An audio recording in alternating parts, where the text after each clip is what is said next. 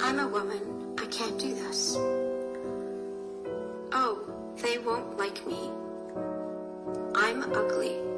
Look, I have a pimple. Look at my wrinkles. I'm stuck. I don't deserve it.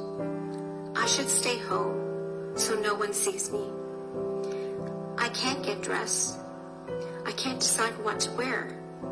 No, I'm not worthy.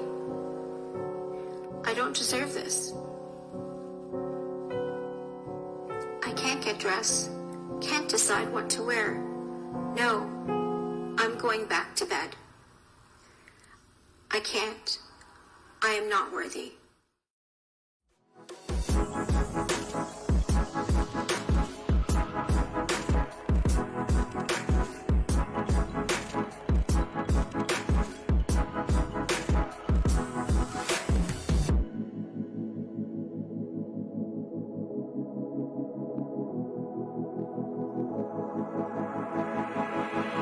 You are gorgeous. I'm a magnet to good things.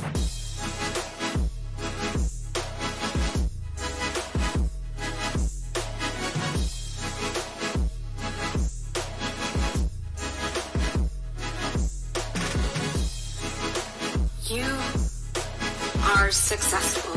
You can do this. You deserve this. You're a leader. You're worthy.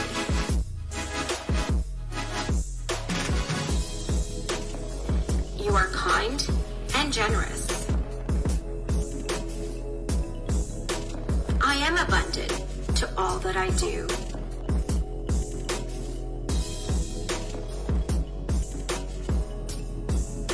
I can change anything, and I can do this.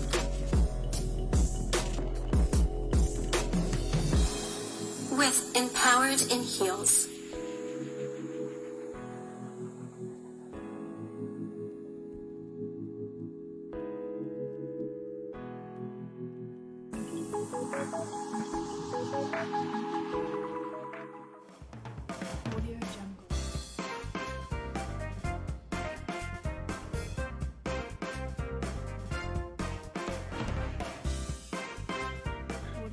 Hello everyone, I'm so ecstatic today to be part of Empowered in Heels. We are making a mark. We're almost at the year end and we have a beautiful guest today. I truly connected with her and she has this vibrant magic of giving, which I love about Sutha. But I'm going to give you a little bit about myself. Welcome to Empowered in Heels with TV Chaar, only on TV Chaar. I'm so delighted to be host. It has been always a dream to have a show about empowering women and having something to talk about all topics of life, because us women have so many hats that we carry and we are motivated and go through life and always start and improve things, and we're like teachers, mentors, leaders. We do it all. So this show is for you, to empower you to get to the next level. So if you have any topics that you would like to add on to Empowered in Heels or become a guest, please contact me, Suzy Tamasy, your TV host, or TV Chaar, and we will get you on the show. We are almost at the end of this year and we're so ecstatic. Well, in a good way, because of COVID, we are very happy as to everything that's going about, but we're also very cautious with COVID. A lot of sad stories too, but we're not going to talk about that here. We want to keep the show positive and keep safe, stay safe, keep that distance, and always wear your mask if possible. It's just a courtesy to others and yourself. So if you can protect yourself or your family, it's key, right? So I am so delighted to have this amazing guest. We are doing a giving program this year, and she will tell you about it. And I've really, truly connected with her and met her at a volunteering session in Oshawa, where we were handing out food to the homeless. And it was funny because I was unloading my car with my son, bring my son along to these events so that he can have that compassion of giving and understanding that all people are human and everyone has different levels of circumstances. So we have to be blessed and grateful for what we have. And there are worse people out there that if you can help someone today, to help them. And this is something I do with my kids so that they can learn that things are not always easy and roses, right? So if you can help someone by even opening a door or buying an extra canned good or, donating something that you have that you're not going to use, go ahead and do it. So anyways, back to how we met. So I was unloading my car and money flew to her. And then all of a sudden, she came back to me and said, hey, this came to me, and we hear, oh my gosh, it's so beautiful. It's just to know the persona she is, that she's so good-hearted that she came back to me and said, here, this is yours. This flew to me, and I think it was like $25, so it would have helped with gas and whatsoever. So from that moment, I knew she was a very compassionate and good person. So thank you, Sutha, for being part of our show today and being an empowered woman and empowered in heels. Welcome.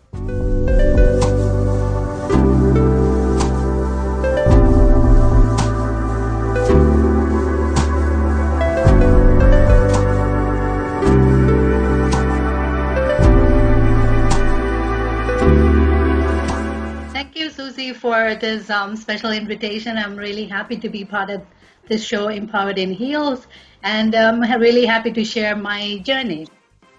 I am so ecstatic to have you here. So tell me, I know you love volunteering and it's something that you're so passionate about. So tell us about why you love doing it and what is your true passion in life?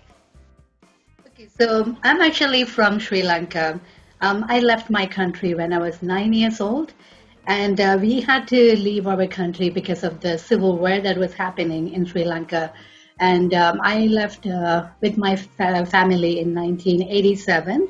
And there were a lot of casualties that happened after we left. We left our village, our people, our house, our family members, and we left. And since I was 9 years old, after leaving the country, I was in Denmark for 3 years. And we were noticing the things that were happening over there. People are like screaming to be alive, to be saved. But for their cries, there was nobody to help. And as a 9-year-old, I was always felt lucky that I was able to escape from my family to a safer place and feel so sad for the young kids who lost their life. And it was always within me that, this is my second chance. What if I was there? What would have happened to my family and what would have happened to myself? Because our house that was built with my hard work of my dad was also bombed and destroyed. And so from that point on, I have taken life every day as a gift. And I wanted to make a difference in everybody's life. And for the country that have given me places for safety. So I was in Denmark for a couple of years, and then for some reason I ended up being in Canada, and I've been here forever in Toronto. And one of the beautiest thing about Toronto is an ethnic-based, community where there's so many people coming from different backgrounds, coming from different parts of world, and they're here for a reason. And Canada is one of the countries who who consider these people who have lost their home, who have lost their family, and looking always grateful. And that's the reason for my passion for volunteering, just wanting to give back. I love that. And it's so true. We take for granted that we can actually sleep at night and have a bed and not hear like the bombings outside or be afraid to sleep at night outside. So that's one thing that you brought upon with your conversation is the thought of living in that circumstances. And we're so blessed to be in Canada to be able to sleep at night and not have someone tearing at our windows or doors to, with bombs and stuff like that. So I'm glad you shared that. Is that why you have this passion in you to help others and because you went through this circumstances? That's one thing. And then, as you have mentioned, being in a country where we have so many choices, we have so many opportunities, and there have been people in my life. So when I was in Canada, I was 13 years old. I didn't know the language that well, and I had so much difficulty. But they were like in every step of my life, there were always people wanting to help me. They would give me clothes. They would provide me with like motivational books. Even though I was not good at the language, I would try myself to read this book. Most of them were motivational books. And so those people who touched my life when I was 13 years old, I go like, I wanted to do the same thing, when I get to a certain level in my career or finish my education, that I wanted to help people. But then, earning money is not easy. So at age 16, I go, I have to do something. I don't need to wait until, I have this high status job position or have millions of dollars to help. So that's when the volunteering came in. So when I was 16, I applied for a volunteering position at Scarborough Grace Hospital. And without me knowing, they actually selected me to be at the information desk at Scarborough Grace Hospital. And here I'm struggling with the language. I was like behind the desk, like wanting to try to hide behind. And even though it's information desk, I'm like, don't ask me questions. Internally, I'm so afraid and I didn't have the confidence, but I did that for 6 months and it changed me. I could see the layer of the confidence was, first I was uncomfortable too. My confidence level was picking up. And then from then on, I started to like sign up for volunteering and started to meet people on my journey. They were there to help me. So, and that's the thing that I wanted to do for the youth who comes to Canada, like at that age. I just wanted to make them feel comfortable. And I wanted to be one of those ambassadors, like you can make a difference. I was there. I was one of those uncomfortable, not have the confidence to do anything. And now, like, I'm able to speak up and make a difference. So that's it. Amazing. It's like you're setting an example from an example that was given to you, right? Mm-hmm. So I love that. And hopefully other people that you've touched lives with will do the same. So it's like a cycle of life, right? Yeah. And giving is always a good thing. And it makes you feel so rewarding inside, right? Yeah. So with all that said, tell us about your volunteering involvement and why you love doing it. And is there specific ones that you love to do? Are you open to all volunteering? How does it work with what you choose to do and what you choose not to do? Okay, so in grade 7, so just going back when I was in Canada, so all these other kids were wanting to do, they were talking about Terry Fox. And so I was starting to know who Terry Fox was. But then they were selling chocolate to raise money for Terry Fox. I'm like one of those students sitting there. I go, hey, I wanted to do that too. I wanted to raise money. But as I mentioned, the difficulty of language made it so difficult for me to even ask people for money. And then after that, my first co-op program was in a family health center. So I started to work with patients. And then from that, I had passions for dealing with patients. And so since then, I've been working at the hospital because I do love that patient care and all that. And my first research job was in Princess Margaret Hospital in research in the cancer unit. And it was one of those difficult research jobs where I had to talk to patients to collect information on their cancer treatment, chemo, and their daily life. And there might be patients that I talk to today, they're not alive in 1 month from now, or they're not alive 2 days from now, or a year from now. So that's the story of cancer patients. And then, the whole thing about Terry Fox was just coming back to me later on. And I think it was more in my early 20s. I got really passionate about healthcare, and then I like seniors, and then I wanted to help women, and I wanted to help children. So when I talk about that, I was more looking at the vulnerable population. So there's so many places, but the vulnerable, where the help is needed, vulnerable, people who are lost in their life. Like, how can I get them back on their track? The struggle of me being an immigrant here, I find that there were a lot of people around me, but at the same time, keeping that positive motive and wanting to make a difference. So I started talking to these individuals in different sectors, and I thought I was getting involved in a lot of areas. So it started with at the hospital, getting involved with foundation and raising money for the hospital was the beginning stuff. And I was also sending stuff to people in the third world country, especially Sri Lanka, my back home, where even we left, I wanted to provide something for the needy. And coming back, it was children, the vulnerable, the elderly. So they were the people who needed the most help. I think people who are in the mid-range, if someone has a job and if they're able to handle their life, everybody matters, but I was more looking into people who are lost in the world and who need that attention and just being there and helping them. So that's how everything started. Yeah. And with today, working with the volunteers that you've been doing today, mostly based with the hospital. I know you do other community involvements, So I did. I originally did the ones at the hospital where I would raise money with bake sales and like run for arthritis and all that. And I'm happy to say that grade 7 student who was able to fundraise for anything back then, I was able to raise 15,000 with all the different activities of bake sales, run, walk.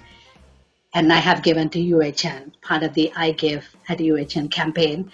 And that was a big thing for me because when my dad came to Canada, he had severe asthma.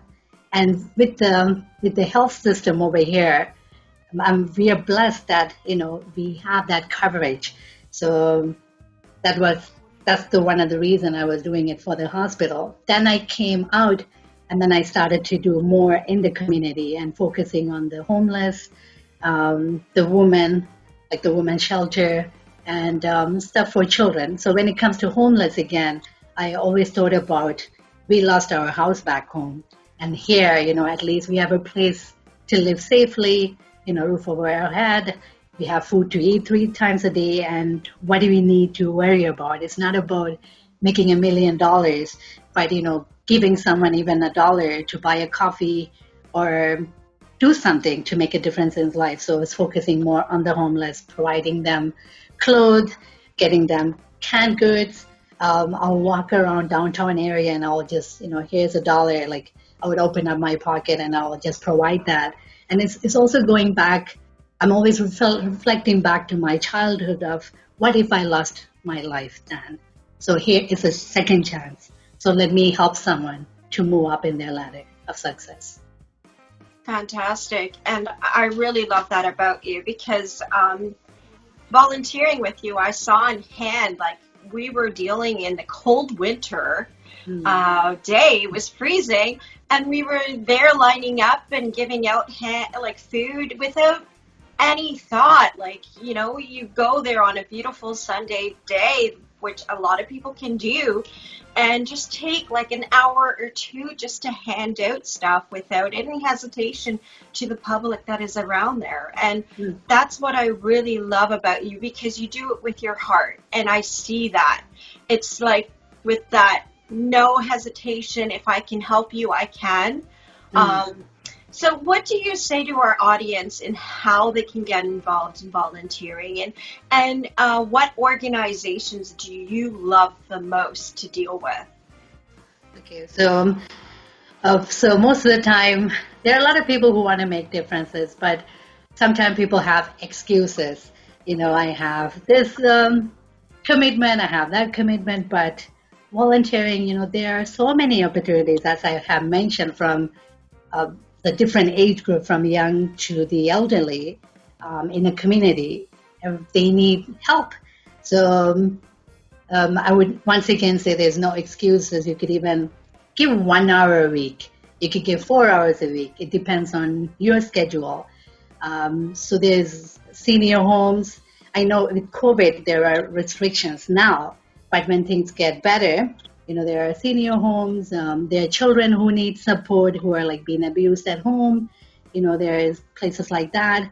And then there are a lot of meal providing program for people, for the needy or the homeless. There's so many nonprofit out there. Personally, I have volunteered at Scott Mission, Second Harvest, Feed It Forward program with Chef Jagger. There's the Life Community program with John Walker, and even I support Suzy Tamasy with supporting the Denise House. So there's the women's shelter. So there's a variety of choices. So it's not, it's limited.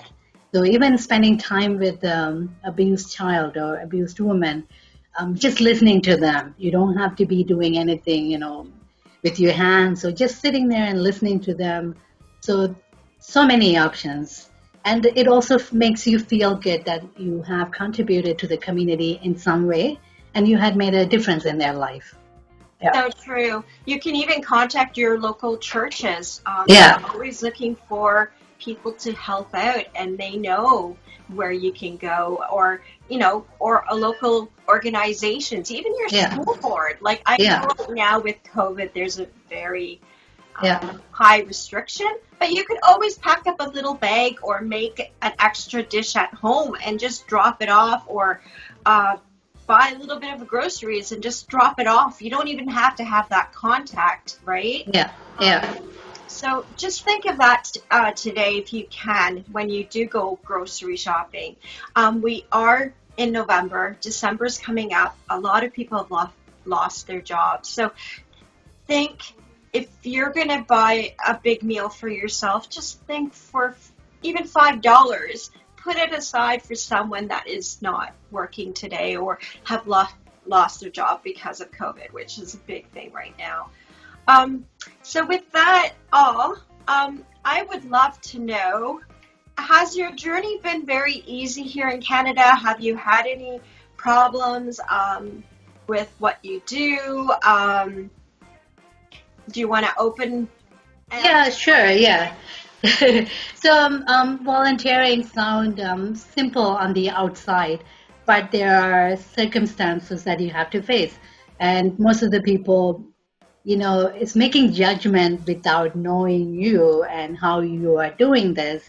Sometimes it has created problems. So when I was doing stuff at the hospital, the bake sales or run, it was just a passion in me where I actually personally take my volunteer, the vacation times that I had at work, and I would organize this. So people would come and tell me, I would do it if my workplace allowed me. And then I go, do you know what is happening behind the scenes? Actually, I'm taking my vacation time to do this. So it's just a matter of people making judgment of, or people would come and tell me, you don't have a child, or you don't have a husband, you could do all this, but not knowing what is happening. Like I do have my parents, I do have my siblings, I do have my nieces, so I do actually put time for them. So make people just, putting those comments sometimes is not easy to take, but then I do feel like if I wanted to make difference, I don't actually have to sit down and then tell them all this. And so I just go with the flow. So there's no excuses for me. You know, if I want to make a difference, I go out there. I take the headache, whatever the struggle is. With anything, you know, if you wanted to run a marathon, the beginning part is, oh my God, why did I sign up for 25K or whatever? And then, you know, there are a group of people supporting you. You could do it. And then the end result is you have done it. And that has happened with me with a lot of the initiative that I have taken in volunteering, and there has been all that support. So there's 5% of people who question me, and I could do it if I had the free time like you.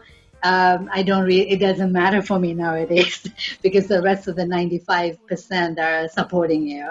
So I just go out there and even with I could just share an example. As I mentioned, when I worked at Princess Margaret, that time also I had the difficulty of I didn't know a lot of people, but I signed up for the Weekend to End Breast Cancer Walk, and it was a 60-kilometer walk around the neighborhood of Toronto for 2 days, Saturday, Sunday, so it's 30 and 30, and I had to raise $2,000 to do the walk, and at that time I didn't know a lot of people, but I would ask every single people in the hospital, from the cleaner to the porter to the security, and I raised $2,000, and I did that 60-kilometer walk. So as I mentioned, there are people who wanted to support you. So there are people who's going to criticize you, but you weigh the fact of which is giving you more positive, and then you go with that drive. So I agree. I learned that I focus on me, and I don't care what other people need to say. yeah, I do it with my heart, and I know, and there's someone above me that sees everything you do. So you don't need to have that accolade, or I don't post everything I do because it's something that I don't like doing. Once in a while I'll do it, but I find it that God is the one that sees everything we do. And I think people should start thinking that way. And if you do it with your heart, you do it with your heart, and you don't need to criticize other people that they're doing it. You should actually do something to make a difference, right? So basically just put it aside and don't bother you. Basically do what you love doing, and I know you as a persona, and I know you do it with your heart, which is so lovely, and to see that and share that example that you've gone through so others can do it the same. So hopefully it is a cycle that will continue, right? Yeah, and just before closing that area, so we cannot put, as I mentioned, going back to working in that cancer area, I also had chance to work at sick kids too. So people die of different reasons at different age. So we cannot live our life based on like an age system of where you have to complete your education at this age, and you have to get married at this age, and you have to have career at this age. If you look at the big picture, we always talk about the positive things of people achieving something. But if you look into this is what I have learned when I go out and volunteer with the community, getting to talk to people. There are people who are dying when they're 15 or at their 20 or didn't even have a chance to live their life. So when you have that opportunity, why make excuses or why put someone down? Just live it. That's right. I know, but there's always someone that's going to always put that darkness on your glow. Yeah. You do your thing, and if that is what you really love doing, just do it, and don't pay attention to the others, because they have their issues, and they're always going to say something to try to move their issues onto other people. So I am so delighted and honored that you do what you do and continue doing it. We're going to go to a promo break. We'll be back on Empowered in Heels.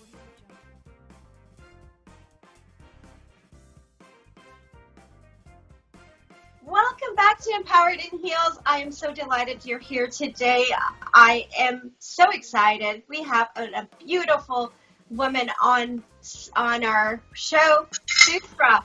I would love to ask you, what has been your biggest accomplishment with everything that you've done?